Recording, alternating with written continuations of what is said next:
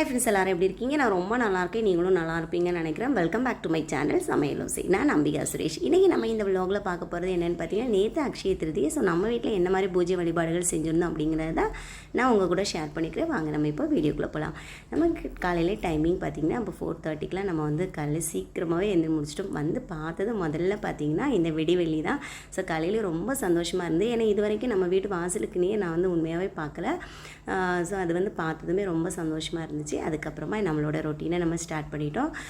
காலையிலேயே பார்த்திங்கன்னா வாசலெல்லாம் கோலம் போட்டு முடிச்சதுக்கப்புறமா பூஜை ரூமில் வந்து தீபம் ஏற்றுக்கு நம்ம வந்து எல்லாமே ரெடி பண்ணிட்டோம். நேற்றுக்கு வந்து நமக்கு புதன்கிழமை, அதுக்கு முன்னாடி பார்த்திங்கன்னா நைட்டு வந்து வெற்றிலை தீபம் போட்டிருந்தோம். ஸோ அதனால் காலையிலே பார்த்திங்கன்னா இந்த செல்ஃப் ஃபுல்லாகவே க்ளீன் பண்ணிவிட்டு அதுக்கப்புறமா தான் பூஜை செய்ய ஸ்டார்ட் பண்ணியிருந்தேன்.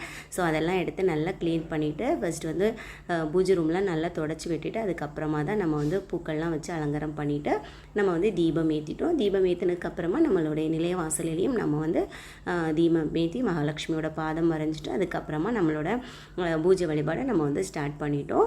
ஸோ காலையிலே பார்த்திங்கன்னா சைட் பை சைட் நான் வந்து வேலை பண்ணிகிட்டே தான் இருந்தேன். ஏன்னா நம்ம பூஜையை முடிச்சுட்டு நமக்கு வந்து இன்றைக்கி வந்து மார்னிங் ஆஃப்டர்நூன் வரைக்கும் நமக்கு ஸ்கூல் இருக்குது. ஸோ அதனால் அப்படியே நம்ம வந்து லஞ்சும் ரெடி பண்ணோம். ஏன்னா லஞ்ச் பேக் பண்ண வேண்டாம், பட் நமக்கு லஞ்சும் ரெடி பண்ணோம் அப்படிங்கிறதுக்காக. ஸோ கிச்சன் வேலை எல்லாமே சைட் பை சைட் பண்ணிகிட்டே தான் இருந்தேன். ஸோ நைட்டே பார்த்திங்கன்னா கொஞ்சம் ஸ்மூத்திக்கு வந்து நட்ஸ் ஊற போட்டிருந்தேன். அதுக்கப்புறமா வந்து பாதாம் பிசின் எல்லாமே ஊற போட்டு வந்தேன். கல்லே வந்து எல்லாமே ரெடி பண்ணணும், நம்ம வந்து பிரசாதமும் நம்ம செய்யணும். அதுக்கப்புறமா பார்த்திங்கன்னா காலையில் பார்த்திங்கன்னா அவங்க வந்து பொருட்கள் எல்லாமே வாங்கிட்டு வந்தாங்க. குளித்து முடிச்சுட்டு நேராக கடைக்கு போயிட்டு அதாவது இந்த நம்மளுடைய மங்களகரமான பொருட்கள், உப்பு, அதுக்கப்புறம் மஞ்சள், குங்குமம், பால் எல்லாமே ஃபஸ்ட்டு வாங்கிட்டு வந்துட்டாங்க.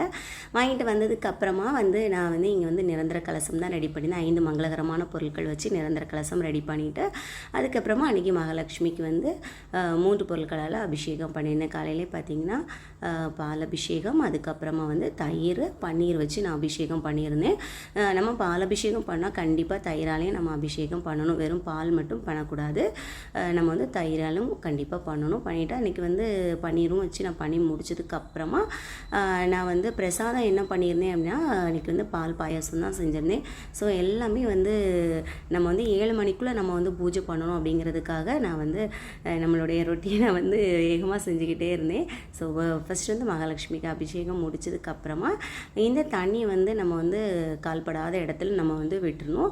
நம்மளுடைய தலையில் நம்ம வீடு ஃபுல்லாக லைட்டாக தெளிக்கனாலும் தெளிச்சிக்கலாம். அதுக்கப்புறமா பார்த்திங்கன்னா மகாலட்சுமிக்கு வந்து நல்லா வந்து மஞ்சள் குங்குமம்லாம் வச்சுட்டு ஒரு மேடையில் வந்து சிவப்பு துணி விரித்து அதுக்கு மேலே வந்து மகாலட்சுமி அப்படியே வந்து நம்ம வச்சுக்கணும்.